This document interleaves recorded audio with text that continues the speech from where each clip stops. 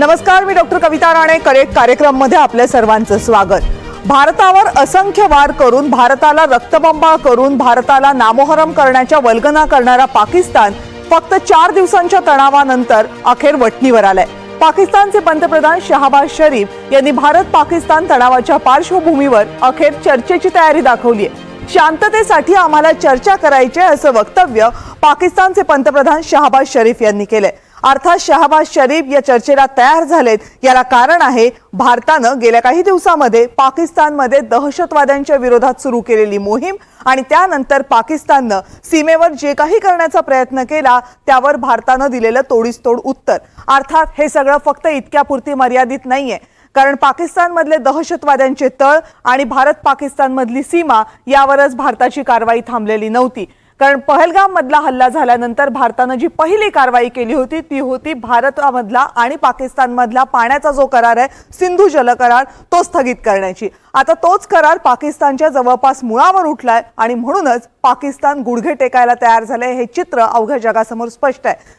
पण एवढं सगळं झाल्यानंतर पाकिस्तान जेव्हा द्विपक्षीय चर्चेला तयार होतो त्यावेळेस पाकिस्तानची भूमिका नेमकी काय असते आणि पाकिस्तानला उत्तर देण्यासाठी भारताची भूमिका काय असते. गेल्या काही वर्षांमधला भारत आणि पाकिस्तानमधले युद्ध आणि त्यानंतरचे झालेल्या युद्धानंतरची बोलणी याचा इतिहास पाहिला तर भारतानं कोणत्या गोष्टींचा धडा आता मनात ठेवायला हवा या सगळ्या प्रश्नांकडे लक्ष वेधलं जात आहे. आणि त्यासाठीच आजच्या या कार्यक्रमामध्ये आपल्याला चर्चा करायची आहे. आणि या चर्चेमध्ये सहभागी होण्यासाठी माझ्या सोबत आहेत निवृत्त कॅप्टन अजित ओढेकर. ओढेकर सर, नमस्कार, स्वागत आहे आपलं. निवृत्त विंग कमांडर वैष्णवी टोकेकर, नमस्कार. निवृत्त विंग कमांडर वैष्णवी टोकेकर आपल्या सोबत या चर्चेमध्ये पुन्हा एकदा सहभागी होत आहेत. वैष्णवीजी नमस्कार, पुन्हा एकदा स्वागत आहे या चर्चेमध्ये आपलं.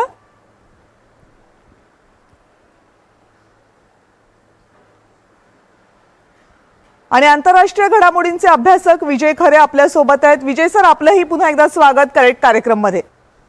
नमस्ते. बरं, पहिला प्रश्न अजित ओढेकरजी आपल्यासाठी आहे. भारत पाकिस्तानमध्ये तणावाची परिस्थिती निर्माण होणं आणि त्यानंतर भारत आणि पाकिस्तान या दोनही देशांमध्ये द्विपक्षीय चर्चा होणं. खरं तर मागच्या वेळेस जेव्हा जेव्हा तणाव निर्माण झालेला आहे त्यावेळेस हे कायम आपण पाहिलेलं आहे. यावेळेस जेव्हा भारत आणि पाकिस्तानमध्ये पुन्हा एकदा अशी परिस्थिती झाली आहे आणि भारत पुन्हा एकदा चर्चेसाठी हे सांगतोय की आमचे मुद्दे क्लिअर असतील, त्यावेळेस भारतानं पाकिस्तानशी चर्चा करताना कोणत्या महत्त्वाच्या बाबींवर लक्ष ठेवायला हवं आणि पाकिस्तानची भूमिका काय आहे जेव्हा ते चर्चेला येतात?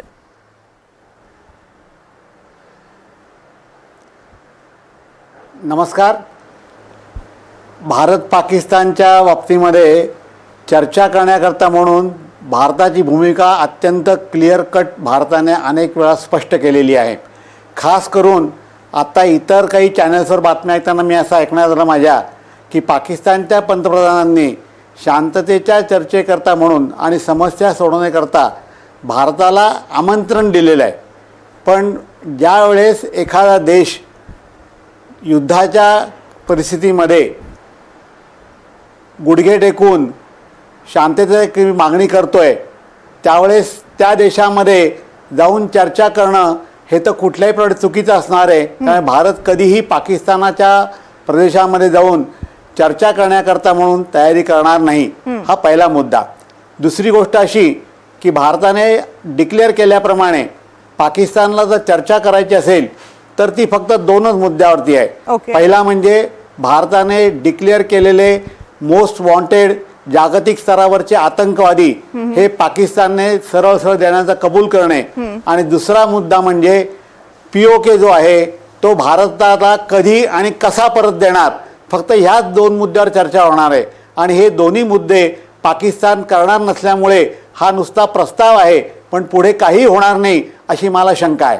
बरं वैष्णवीजी, असं का होणार नाही? कारण मुद्दा आहे की भारत आणि पाकिस्तान जेव्हा आता चर्चेला बसेल त्यावेळेस आपल्या पंतप्रधानांनी जे भाषणामध्ये सांगितलं त्यांनी 3 अटी स्पष्टपणे सांगितलेल्या आहेत. टेरर आणि टॉक एकत्र होणार नाहीत, टेरर आणि व्यापार एकत्र होणार नाही, पाणी आणि खून एक साथ नहीं बहेगा, हे त्यांनी स्पष्टपणे सांगितलंय. त्यामुळे भारतानं आपली दिशा पंतप्रधान नरेंद्र मोदींच्या त्या भाषणामध्ये स्पष्ट सांगितली. आताही एस जयशंकर म्हणतात की चर्चा करायची असेल तर मग ती दहशतवादावर होईल आणि POK वर होईल. भारताची दिशा यावेळेस कधी नव्हे इतकी स्पष्ट आहे चर्चेला जाण्या अगोदरच. जसं ओढेकर सरही म्हणाले तसं आपण अतिशय क्लिअरली पहिल्या दिवसापासून सांगतोय की आम्ही दहशतवादाच्या विरोधात आहोत आणि चर्चा फक्त त्याच विषयांवर होईल.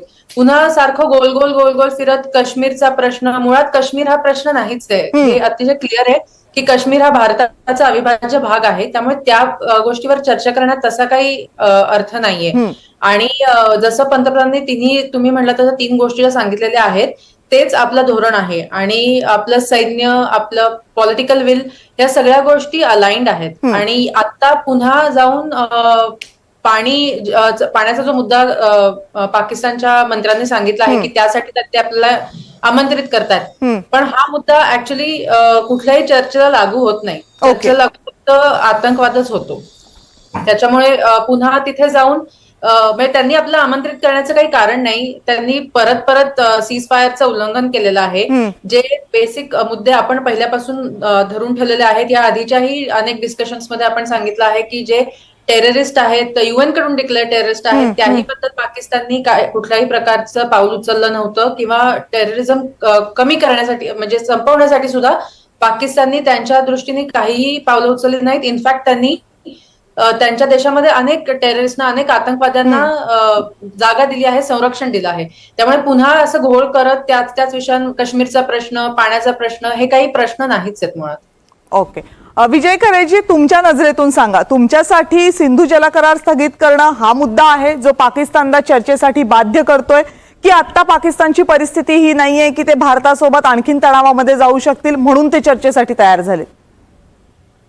पाकिस्तानचे एक गेल्या 70-75 वर्षाचा जर इतिहास बघितला, आपल्याला असं दिसेल की 1958ला जेव्हा पहिल्यांदा मिलिटरी कूप झालं जनरल आयुब खानच्या नेतृत्वाने, त्यानंतर 1977ला जियाउल हक आणि 1999ला परवेज मुशर्रफ, आणि आता सुद्धा पपेट सरकार जे आहे, खर तर गेल्या 75 वर्ष 100% कंट्रोल पाकिस्तानचा जो आहे तो पाक आर्मीकडे आहे.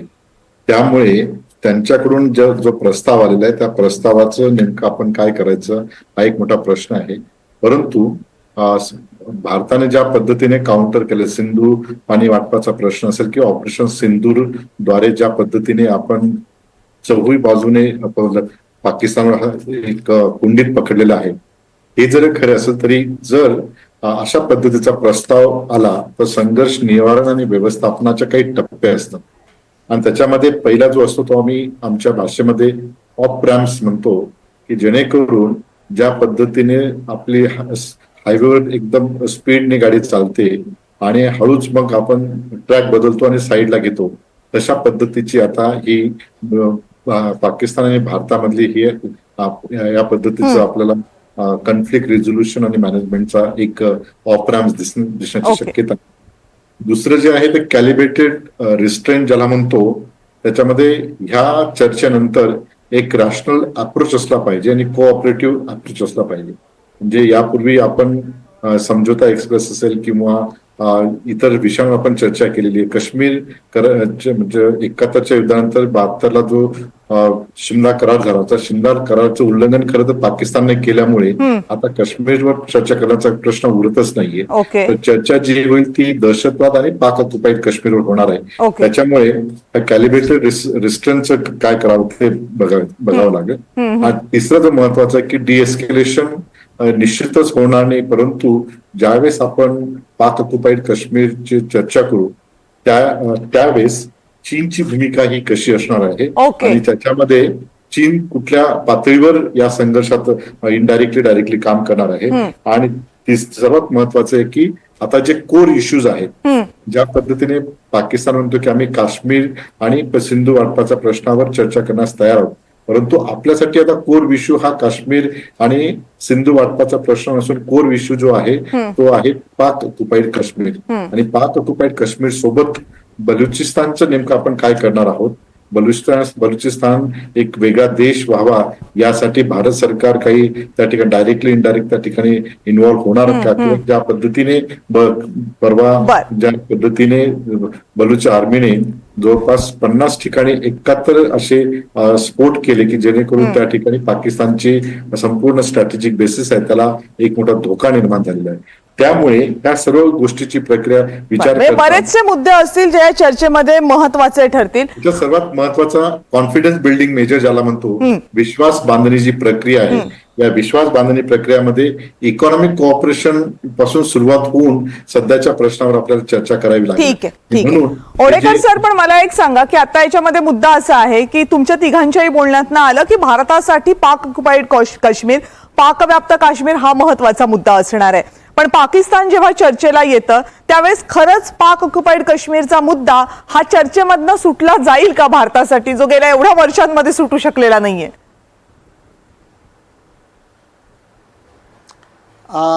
मी मगाशी म्हटल्याप्रमाणे पाकिस्तान त्यांच्या प्रस्तावावर किती सिरियस आहे याबद्दलच मला शंका आहे.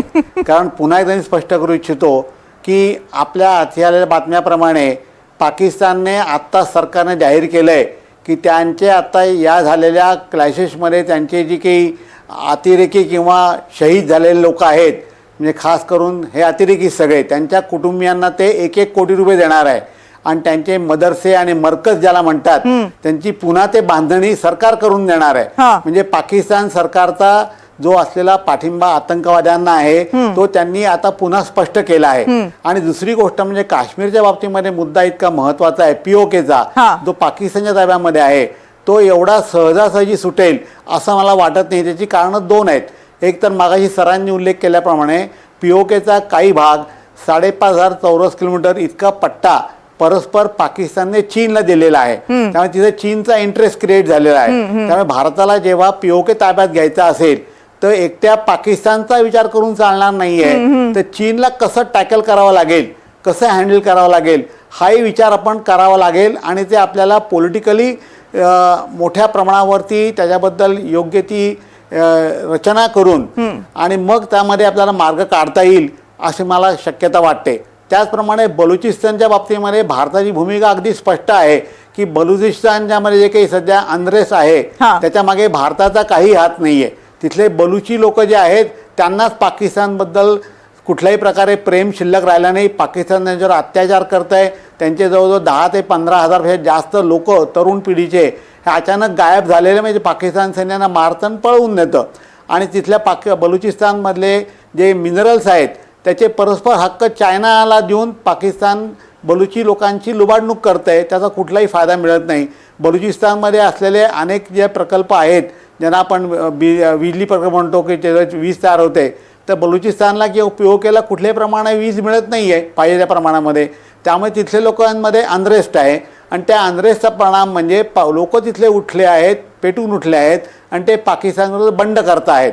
त्यामुळे बलुचिस्तानचा मुद्दा हा आपले आप हा सोडवायची गोष्ट राहणार आहे. भारताचं सध्या कॉन्सन्ट्रेशन जे असेल, जर खरोखर पाकिस्तान सिरियस असेल तर आम्हाला तुमचे सगळे आतंकवादी ताब्यात द्या आणि पीओके जसा आहे तसा तुम्ही आम्हाला कसा देणार हे समजावून सांगा.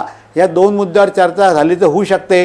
पण पाकिस्तान याच्याकरता फक्त मला असं वाटतंय असा प्रस्ताव देऊन फक्त वेळ काढूपणा करतो आहे असं मला दाट शंका आहे. काही त्याचा अर्थ नाहीये. बरं वैष्णवीजी, मगाशी तुम्ही सिंधू जलकराराच्या मुद्द्याला स्पर्श केलात आणि जवळपास तो मुद्दा खोडीत काढलात की त्याच्यावर काही चर्चा, आणि हे बरोबर सुद्धा आहे कारण द्विपक्षीय चर्चेमध्ये हा मुद्दा येणं फार कठीण आहे. त्याची चर्चा कदाचित त्या 2 देशांच्या सचिव स्तरावर फार फार तर होऊ शकते आणि कदाचित त्या संदर्भातली प्रोसेस सुरू सुद्धा झालेली आहे. पाकिस्तानशी जर दहशतवादाच्या मुद्द्यावर चर्चा करायची असेल, जसं तुम्ही दोघांनीही म्हटलं, ओढेकर सरांनी सुद्धा म्हटलं, तुम्ही सुद्धा म्हटलं, पाकिस्तानचा इतिहास काय सांगतो? पाकिस्तान कायम असं म्हणत आलाय की ते नॉन स्टेट ऍक्टर आहेत, त्यांच्यावर आमचा काही कंट्रोल नाहीये म्हणून. दुसरीकडे जेव्हा ते मरतात तेव्हा त्यांच्या अंत्यविधीला पाकिस्तानचं लष्कर, पाकिस्तानचे नेते हे सगळे उपस्थित राहतात. तिसरीकडे आत्ता सरांनी सांगितलं जर ते गेले तर त्यांच्या कुटुंबियांना मोठी भरपाई दिली जाते.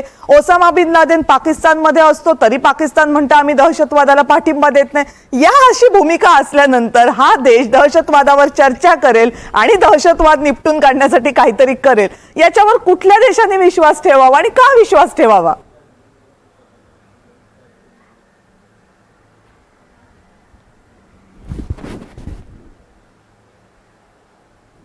तुमचा आवाज पोहोचत नाही, म्यूट केले बहुतेक तुम्ही जर का पाकिस्तानची निर्मिती ही पाहिली तर पाकिस्तान हा एका द्वेष भावनेनेच तयार झाला होता.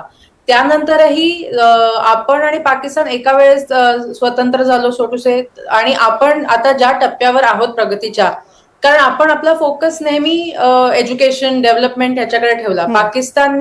पाकिस्तानही हे करू शकलं असतं जर का तुम्ही पंजाबचा प्रदेशही त्यांच्याकडे जो मिळाला तो पाहिला तर अतिशय सुपीक जमीन होती, त्यांना चांगला प्रदेश मिळाला होता. पण तेव्हापासून दरवेळेस द्वेषभावना जपणे किंवा इतर देशांकडून जी त्यांना आर्थिक मदतही मिळाली आहे ती सुद्धा ह्याच्याच वर मिळाली आहे की समजा अमेरिकेनेही जेव्हा त्यांना पैसे दिले आहेत ते यासाठीच दिले आहेत की एशियामधला त्यांचा एक स्थळ इथे त्यांचं बनावं, एक त्यांचा बेस बनावा एशियामधला. किंवा चायनाही जेव्हा पाकिस्तानला मदत करतं तेव्हा चायनाचे ऑब्व्हियसली त्यांचे जे स्वतःचे स्वार्थी कारण असतात त्यासाठीच चायना त्यांना मदत करतं. पाकिस्तानला हे कळणं आवश्यक आहे की त्यांचं हित कशात आहे, त्यांच्या नागरिकांचं हित कशात आहे. खूप पॉलिटिकल गोष्टीही असतात आंतरराष्ट्रीय ह्याच्यावरती, स्टेजवर जरी तुम्ही पाहिलं तरी सुद्धा इतर देश पाकिस्तानच्या भूमीचा वापर करून त्यांचे स्वार्थी हे काढून घेतात. त्यांना ज्या गोष्टींची गरज आहे त्यांचा जर का पाकिस्तानचा जिओग्राफिकल लोकेशन जरी तुम्ही पाहिलं तरी ते सेंट्रल एशियाला टच करतात, अफगाणिस्तानला टच करतात. त्यामुळे अमेरिकेचा काय किंवा चीनचाही काय त्यांच्यामध्ये असलेला इंटरेस्ट हा खूप वेगळा आहे. शिवाय पाकिस्तानला स्वतःत किती इंटरेस्ट आहे, स्वतःच्या डेव्हलपमेंटमध्ये किती इंटरेस्ट आहे हाही एक मुद्दाच आहे. कारण त्यांचे पॉलिटिशियनचे स्पीचेस तुम्ही आता ऐकले असतील, कितीतरी असे बाहेर आले जे खूप हास्यास्पद आहेत. तुम्ही तुमच्या पार्लमेंटमध्ये बसून अशा गोष्टी करू शकत नाहीत. अगदी ऑपोजिशनची पार्टी जरी म्हणली तरी तुम्ही म्हणजे रडून आपले इमोशन्स ते तिथे करतायत, किंवा त्यांचे पंतप्रधानही जे काही त्यांच्या पार्लमेंटमध्ये बोलतात हे एक म्हणजे वीक कंट्रीचं हे आहे. म्हणजे त्यांना स्वतः विजन असते जी प्रत्येक देशाची आपली, ती सुद्धा थोडी मला वीक वाटते त्यांच्यामध्ये. त्यामुळे पुन्हा दहशतवादाच्या जर का चर्चा करायला आपण त्यांच्या समोर गेलो तर पाकिस्तान त्यांनी तोंडावर अग्री केलंही तरी तीच मुख्य त्यांची आर्थिक मदत ज्यासाठी येते ती सगळी अॅम्युनेशन साठीच येते, किंवा विविध गोष्टींचे म्हणजे त्यांचं अगदी एअरफोर्स मेंटेन करायला असेल किंवा नेव्हल इक्विपमेंट्स असतील यासाठीच येते. त्यामुळे ते आर्थिक मदत थांबवणार नाहीत. त्यामुळे मला असा डाऊट आहे की दहशतवादाच्या मुद्द्यावर ते जरी चर्चेला आले तरी ते दहशतवाद बंद नाही करणार. ओके, मला विजय खरे सरांकडे जायचंय, पण त्या अगोदर रोडेकर सर मला अगदी थोडक्यातला एक प्रश्न तुम्हाला विचारायचा आहे. पाकिस्तानमध्ये लष्कर आणि पाकिस्तानचं सरकार यांच्यामध्ये कधीही फार सख्याचं नातं दिसलं नाहीये. रादर आता सुद्धा लष्कर प्रमुख आणि त्यांचे पंतप्रधान यांच्यामध्ये फार सख्य दिसत नाहीये. ही परिस्थिती असेल तर जेव्हा पाकिस्तानचं राजकीय नेतृत्व असं म्हणतं की आम्ही शांततेच्या चर्चेसाठी तयार आहोत त्यावेळेस लष्कराचा पाठिंबा असू शकतो का, आणि जर तो नसेल तर पाकिस्तानच्या चर्चांना काही अर्थ आहे का? आपण अगदी बरोबर मुद्दा मांडला. गंमत अशी आहे की पाकिस्तानचं लष्कर आणि सरकार या दोघांमध्ये ताळमेळ अजिबातच नाही आहे, आणि किंबहुना पाकिस्तानमध्ये लोकशाही मार्गाने म्हणजे तथाकथित लोकशाही निवडून आलेलं जे सरकार आज दिसत आहे ते सत्तेमध्ये नसून ते फक्त एक पपेट सरकार आहे. या सरकारला पूर्णपणे पाकिस्तानची मिलिटरी चालवते, आणि पाकिस्तानची मिलिटरी या सरकार चालवत असल्यामुळे जोपर्यंत स्वतः लष्कर असं ऑफर देत नाही आहे की आम्हाला ही शांतता पाळायची आहे, शांतता मिळवायची आहे, किंवा भारताला POK ताब्यात द्यायचा आहे किंवा आतंकवादी ताब्यात द्यायचे आहेत, तोपर्यंत काही होऊ शकत नाही. कारण पाकिस्तानमध्ये लष्कर हे अत्यंत प्रबळ आहे, आणि परवा स्वतः मुनीर यांनी जाहीर केल्याप्रमाणे आपल्या चॅनलवर दाखवत होतात की पाकिस्तानची सेकंड लाईन डिफेन्स जी आहे ते इस्लामी जिहादीस जे मदरसांमध्ये तयार झालेत ते मदरसा आहे आमचे सेकंड लाईन ऑफ डिफेन्स असं लष्कर म्हणतं आहे. त्या अशा लोकांमुळे, आणि जेव्हा पाकिस्तान लष्कर एवढा सशक्त असेल तर जोपर्यंत लष्कर आणि सरकार याच्यामध्ये एकत्र समन्वय होऊन सरकारच्या ऐवजी लष्कराकडनं सुद्धा असा जोपर्यंत आपल्याला प्रस्ताव येत नाही तोपर्यंत पाकिस्तान या बाबतीत सिरियस आहे असं मला वाटत नाही. शिवाय दुसरी गोष्ट, पाकिस्तानच्या लष्कराचं कंबरडं मोडणं जे आवश्यक आहे ते अद्याप थोडंसं बाकी आहे. आत्ताच आपण बघितलं दुपारच्या वेळेस आपल्या गृहमंत्र्यांनी असं जाहीर केलं आहे की आत्तापर्यंत जे काही झालंय तो ट्रेलर आहे, आणि खरा पिक्चर अद्याप बाकीच आहे. म्हणजे भारताने पाकिस्तानला शिकवायचा धडा अद्याप बाकी आहे. आत्ता जे पाकिस्तान नुकसान झालंय ते फक्त ट्रेलर आहे, आणि याच्या पुढे जे काही होईल ते खरं पिक्चर असणार आहे. आणि अद्यापपर्यंत ऑपरेशन सिंदूर हे फक्त पॉजवरती आहे. आपण ते बंद केलेलं नाही की ते आपण सीज फायर केलेलं नाही आहे. म्हणजे भारत अद्यापही त्याच भूमिकेमध्ये आहे. परंतु आपण सुरुवातीला म्हटल्याप्रमाणे लष्कर हे तिचं प्रबळ असल्यामुळे जोपर्यंत लष्कराचं कंबरडं मोडलं जात नाही तोपर्यंत पाकिस्तान करणारा कुठलाही प्रस्ताव हा पूर्ण पाकिस्तान सरकार, लष्कर आणि जनतेचा आहे असं मानून असं चालणार म्हणता येणार नाही. नाही. कारण ओके. पाकिस्तानातली जनता सुद्धा मोठ्या प्रमाणावर गेल्या 60 वर्षामध्ये ही आतंकवादी किंवा जिहादी मृत्यूची झालेली आहे. त्यामुळे त्यांच्या सगळ्यांकडनं हा प्रस्ताव जोपर्यंत येत नाही तोपर्यंत आपण पाकिस्तानच्या प्रस्तावावर विश्वास ठेवू शकत नाही असं मला ठामपणे सांगावं वाटतं. ओके. विजय खरे सर, मगाशी वैष्णवीजींनी जो मुद्दा मांडला तो होता पाकिस्तानच्या स्ट्रॅटेजिक लोकेशनचा. जे लोकेशन कधी रशियासाठी फायद्याचं होतं, जे लोकेशन कधी अमेरिकेसाठी फायद्याचं होतं, जे लोकेशन कधी चायनासाठी फायद्याचं होतं. अमेरिका आणि रशिया या दोन्ही देशांचा यामधला इंटरेस्ट आता कमी झालेला आहे. पण चीनचा इंटरेस्ट या भूमीमधला, पाकिस्तानचं जे स्ट्रॅटेजिक लोकेशन आहे त्यामधला अजिबात कमी झालेला नाहीये. आता ही सगळी परिस्थिती पाहता जागतिक पटलावरून जो पाठिंबा पाकिस्तानला या लोकेशनमुळे मिळत होता तो आता कमी झालाय, तो फक्त आता चीनच्या पुरता राहिलाय. ही पाकिस्तानची अडचण आहे म्हणून पाकिस्तान गुडघे टेकतंय. एक पाकिस्तानचा इतिहास बघत असताना दोन गोष्टी फार महत्वाच्या आहेत. एक तर नागरी समाज आणि लष्कर यांचा जो येते ओडेकर सर तुमच्याकडे. नागरी समाज आणि लष्कर यांचे जे रिलेशन्स आहेत, ज्या पद्धतीने 3 वेळेस तिथे आर्मी मध्ये कू झाला किंवा एक त्या ठिकाणी लष्कर बदल झाला, तसं राज्यघटनेमध्ये त्यांनी 3दा बदल केले, 1956, 62 आणि 73.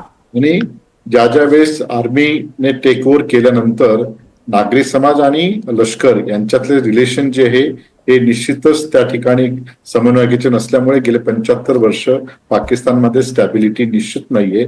परंतु हे जरी खरं असेल तरी पण तिथला जो एक समूह आहे तो समूहाने त्या ठिकाणी भारताविरुद्ध दहशतवादाची ऍक्टिव्हिटी करून सातत्याने भारताला अनस्टेबल करण्याचं काम केलेलं आहे. आणि त्याचं महत्वाचं जे कारण आहे की दहशतवादाचं बदललेलं नेचर, म्हणजे तुम्ही एक लक्षात घेतलं पाहिजे. आता जो प्रश्न आपण चर्चेला घेतला होता की पाकिस्तानचं स्ट्रॅटेजिक लोकेशन, त्या लोकेशनवर आपण येऊयात की फक्त आता चायनाची मदत राहिलेली आहे, बाकी इतर बलाढ्य देशांनी पाकिस्तानचा पाठिंबा काढलेला आहे. हे पाकिस्तानचं मोठं दुखणं आहे का? नाही, चीनचा रोल या ठिकाणी फार महत्वाचा असणार आहे. चीन आणि पाकिस्तान यांच्यातलं आयरन क्लॅड फ्रेंडशिप ज्याला म्हणतो तशा पद्धतीची फ्रेंडशिप, ज्या दिवशी आपण सीज फायर डिक्लेअर केलं त्याच्या दुसऱ्या क्षणाला चीनने सांगितलं की पाकिस्तानची टेरिटोरियल इंटिग्रिटी, पाकिस्तानची सार्वभौमत्व टिकवण्यासाठी त्याला सपोर्ट करण्यासाठी चीन बांधील आहे, अशा पद्धतीचं ऑफिशियल स्टेटमेंट चीनच्या परराष्ट्र मंत्र्यांनी दिलेलं आहे. त्यामुळे इथून पुढे जो खरा संघर्ष होणार आहे तो केवळ भारत पाकिस्तान नसून पाकिस्तान, चीन आणि बांगलादेश ही 3 पातळीवर भारताला काउंटर करावा लागणार आहे. आणि म्हणून या ठिकाणी हा जो प्रश्न आहे, जो ज्या पद्धतीने तिकडनं एक सीज फायर होऊन चर्चेला पुढे तो देश येतोय, त्याच्यावर विश्वास न ठेवता त्यांना एक स्ट्रॅटेजिक बॅलन्स करून चायनालाही त्या ठिकाणी स्ट्रॅटेजिक बॅलन्स आपल्याला करावा लागणार आहे. शेवटी त्यांची सर्व जी इन्व्हेस्टमेंट, जवळपास $8 बिलियन एवढी इन्व्हेस्टमेंट चीनची पाक ऑक्युपाईड काश्मीरमध्ये आहे. आणि एवढी मोठी इन्व्हेस्टमेंट जर कदाचित त्या ठिकाणी त्यांना स्ट्रॅटेजिक धोका निर्माण झाला तर चीन शांत बसणार नाही. आणि चीनी लष्कराची जी साधन सामुग्री कशी फेल झाली हे आपण ऑपरेशन सिंदूरमध्ये दाखवून दिले, तरी पण त्या ठिकाणी चीन निश्चितच याला काउंटर करण्यासाठी पाकिस्तानला सपोर्ट करेल. दुसरं सर्वात महत्वाचं की ज्याचे आपले ट्रस्ट होता, म्हणजे अमेरिकेचे सुद्धा आपलं स्ट्रॅटेजिक पार्टनर असूनही अमेरिकेने सीज फायरच्या अगोदरच्या दिवशी $1 बिलियन IMF द्वारे लोन दिला गेला. त्याचबरोबर अमेरिकेच्या राष्ट्राध्यक्षाने आपल्या अगोदर त्या ठिकाणी मीडियाकडे समोर जाऊन थर्ड पार्टी इंटरव्हेन्शनद्वारे आम्ही सीज फायर केलेलं आहे. काल अमेरिकेच्या राष्ट्राध्यक्षाने ऍपलच्या सीईओला सांगितलं की 500 बिलियनची तुमची जी इन्व्हेस्टमेंट भारतात आहे ती तुम्ही त्या ठिकाणी, म्हणजे हे जे आहे याच्यामध्ये प्रत्येक देशाचं सिक्युरिटीचे चॅलेंजेस, म्हणजे जसं अमेरिकेचा सुरक्षा धोका म्हणजे काय, अमेरिकेच्या व्यापाराला धोका, पाकिस्तानचा सुरक्षा धोका म्हणजे काय, पाकिस्तानच्या धार्मिक याला धोका म्हणजे पाकिस्तानचा राष्ट्रीय सुरक्षा धोका. भारताच्या संदर्भामध्ये भारताच्या राष्ट्रीय सुरक्षेला धोका म्हणजे आपल्या ज्या कॉन्स्टिट्यूशन कोर व्हॅल्यूज आहेत त्याला धोका म्हणजे राष्ट्रीय सुरक्षेला धोका. अशा पद्धतीने इंडिव्हिज्युअल स्टेट त्याच्या सुरक्षेच्या चौकटीतून आणि जागतिक जेव्हा पटलावर आपण चर्चा करतो तेव्हा हे शेवटचे तुम्ही सांगितलेले 3 मुद्दे खूप महत्वाचे ठरतात. कारण प्रत्येक देशाची आपली म्हणून काहीतरी बलस्थानं असतात आणि प्रत्येक देशाची आपली बलस्थानं जशी असतात तसे काही वीक पॉइंट्सही असतात आणि ते काही जगाच्या पटलावर कुणापासून लपून राहिलेले नसतात. त्यामुळे आपल्या स्ट्रॅटेजी आखताना आपल्याला त्याचा विचार करावाच लागतो. ओढेकर सर, तुमचा मुद्दा जो मगापासून राहिलेला आहे. मला एक गोष्ट थोडीशी जरा प्रकर्षाने आपल्या सगळ्यांसमोर मांडायची आहे आणि हा एक मोठा प्रवाद अत्यंत विश्वसनीय सूत्रांकडून माझ्यापर्यंत आलेला आहे. तो असा आहे की स्ट्रॅटेजिकली पाकिस्तानची लोकेशन ही अत्यंत महत्त्वाची आहे. म्हणजे आपण जर लक्षात गेलं तर पाकिस्तानपासून रशिया असो, चायना असो, अफगाणिस्तान असो हे अत्यंत जवळ आहेत आणि मध्य पूर्वेमध्ये पण लक्ष ठेवता येतं.